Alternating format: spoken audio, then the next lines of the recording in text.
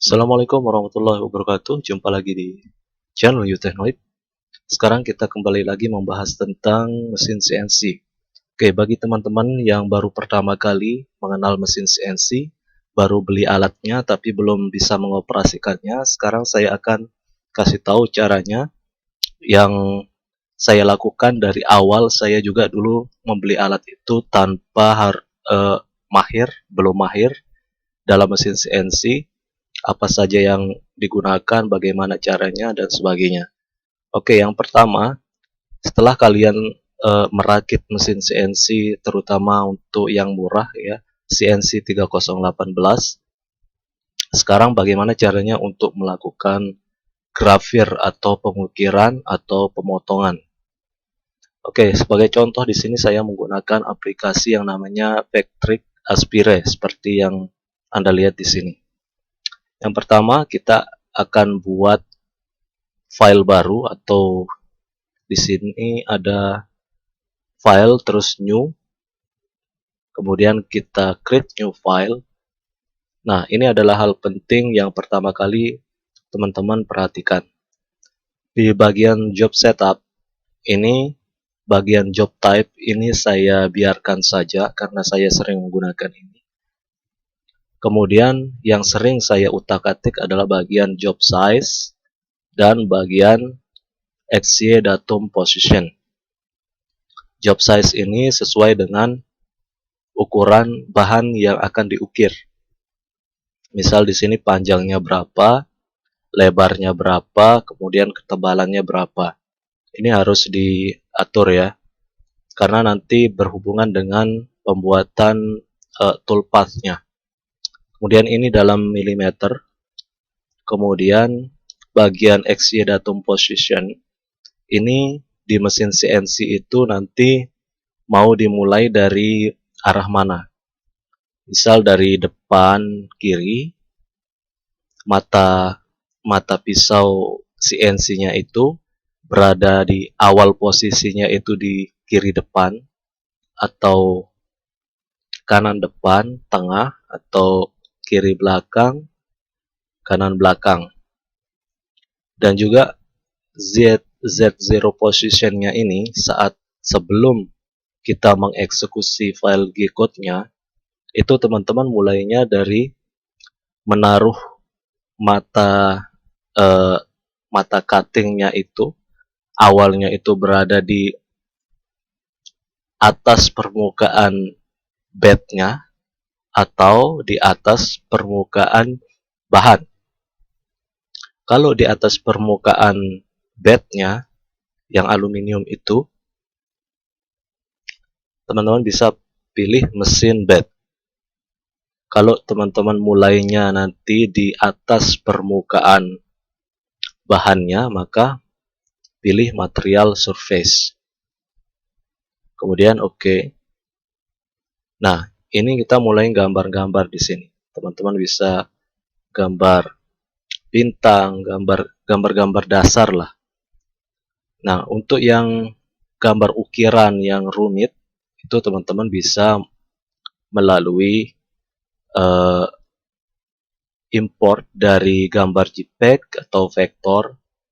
Ini gambar biasa, bitmap biasa. Kemudian gambar vektor, ada gambar 3D dan sebagainya di sini. Cuman saya tidak akan membahas itu. Kalian untuk dasar-dasarnya saja mungkin bisa menggunakan gambar basic yang ada di sini dulu. Gambar lingkaran atau kotak dan sebagainya di sini. Oke, sebagai contoh saja di sini saya akan membuat atau memotong kotak ini. Nah, kemudian tadi kita ke bagian toolpath. Ya, di sini ada tanda panah di sini. Ini di close dulu, kemudian tanda panah kanan di sini, klik. Kita ke bagian toolpath. Nah, di sini juga penting di bagian material setup. Di bagian material setup ini, untuk thickness, ini ketebalan bahan, XY datum sama dengan yang di awal tadi. Cuman ada tambahan di sini di bawah ini, yang paling bawah ini adalah Z gap above material. Jadi ini pada saat mesin CNC akan mulai, dia akan mulai mengangkat mata cuttingnya dulu supaya tidak menggores atau menabrak bahan. Nah, jaraknya itu bisa diatur di sini, misal 10 mili.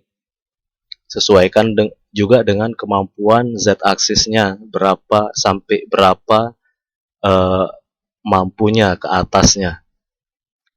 Itu harus lebih kecil ya dari kemampuan Z-aksisnya. Nah, kemudian di sini ada rapid Z gap above material. Nah, di sini ada juga yang pernah menanyakan ini, ketika mata grafirnya berpindah itu dia tidak ngangkat. Nah, disinilah settingannya. Jadi ketika mata grafir itu ingin berpindah ke posisi yang lain untuk mengukir di tempat yang lain, dia harus mengangkat mata cuttingnya, itu harus mengangkat supaya tidak menggores bahan. Nah, di sini pengaturannya. Untuk Z1 ini dia akan mengangkat yang lebih tinggi saat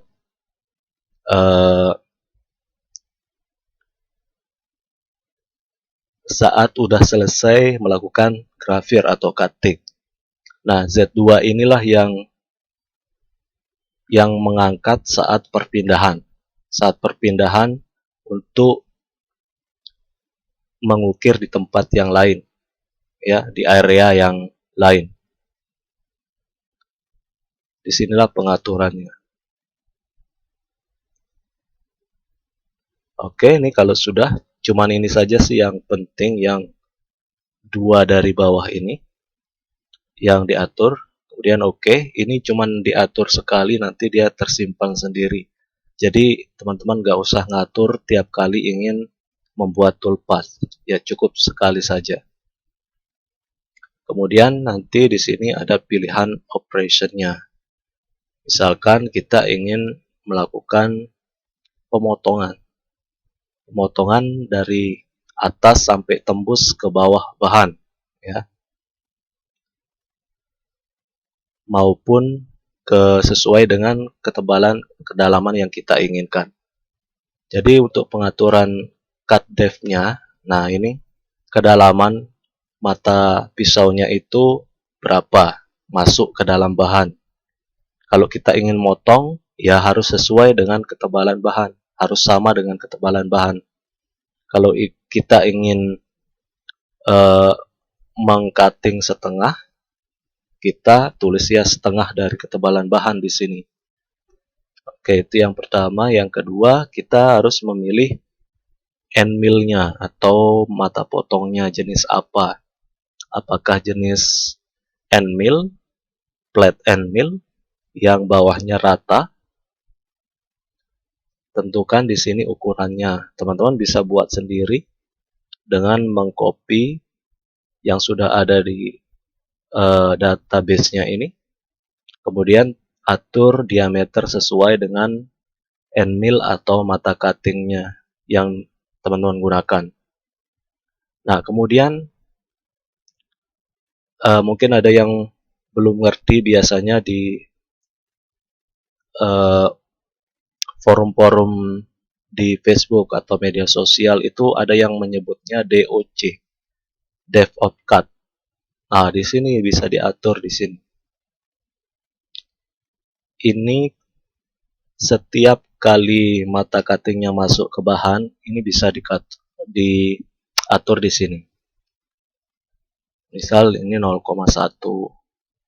Kemudian step over-nya di sini biasanya saya pakai ya maksimal 40%. Kemudian di sini spindle speed-nya saya pakai maksimal aja sesuai dengan kemampuan dari spindle mesin CNC. Kemudian saya di sini pilih milimeter per menit. Nah, dulu saya pertama kali itu milimeter per second, dan hasilnya itu hasil potongnya itu nggak sesuai dengan realnya yang digambar dengan yang di realnya saat pemotongan. Jadi ini pilih milimeter per menit. Kemudian feed rate-nya itu kecepatan gerakan sumbu XY-nya. Feed rate-nya, kalau Planck rate-nya itu kecepatan gerakan naik turun untuk Z-aksisnya.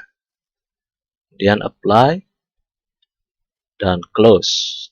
Nah, jadi ini penting ini. Nah, misal di sini ketebalan bahan teman-teman yang mau dipotong ada 20 mm.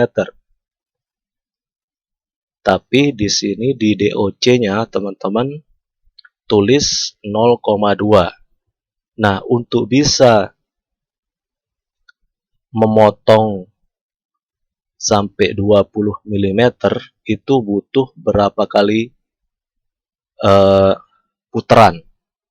Nah, di sini teman-teman bisa lihat pasesnya 100 kali.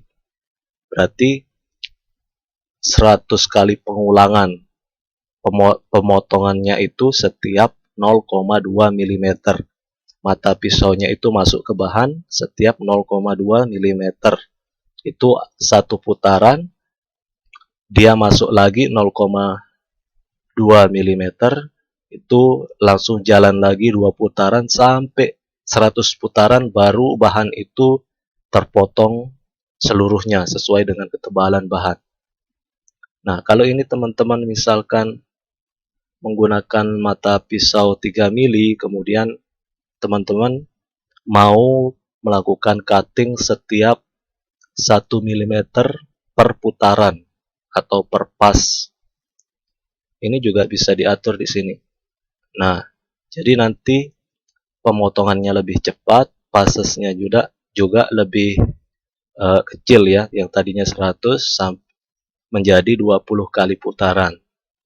Jadi pemotongannya akan lebih cepat, cuma nanti sesuaikan juga dengan kemampuan dari mata pisaunya. Jangan terlalu cepat, jangan terlalu lambat juga. Kalau kecepatan nanti takutnya mata pisaunya patah. Kalau terlalu lambat nanti lama nunggu. Ya, harus pas lah. Nah, kemudian di sini settingan-settingan untuk melakukan cutting di 2D profile toolpath. Ini nanti settingannya beda lagi di pemilihan pemotongannya nanti. Di bagian toolpath operation-nya ini. Nanti di sini juga beda. Cuman yang tadi saya jelaskan itu biasanya yang penting-pentingnya, yaitu bagian setting untuk end mill-nya, untuk mata cutting-nya, dan untuk nanti pemotongan bahannya.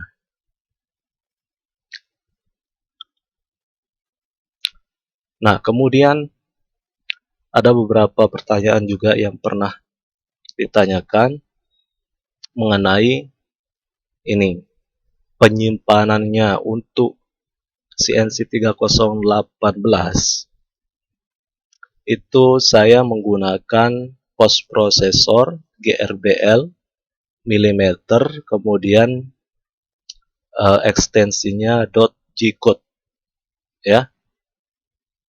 Karena kalau yang lain nanti mungkin ada kode yang tidak dikenal oleh mesin CNC-nya, akhirnya menyebabkan error. Jadi untuk itu saya biasanya menggunakan GRBL dengan ekstensi G-code ini. Ini kalau sudah, tinggal di save aja the toolpath yang sudah dibuat. Nanti kalau ingin melihat simulasinya dulu, teman-teman bisa langsung ke bagian preview toolpath ini, kemudian klik play atau run. Nah, nanti hasilnya akan seperti ini. Kalau udah sesuai dengan keinginan teman-teman, langsung di close, kemudian di save dengan prosesor GRBL.G-code. Nah, ini tergantung dari mesin CNC teman-teman. Kalau CNC 3018 dia menggunakan firmware GRBL, ya pilih yang ini. Kalau menggunakan yang lain, misalkan jenis mesinnya yang lain, ya pilih yang sesuai. Di sini banyak sekali. Oke, itu aja yang perlu teman-teman ketahui. Yang bagi pemula baru membeli mesin CNC tapi belum bisa mengoperasikannya, belum bisa cara membuat file G-kodenya, belum bisa memproses gambar dan sebagainya. Semoga video ini bermanfaat. Jangan lupa di-share ke teman-teman kalian. Thank you.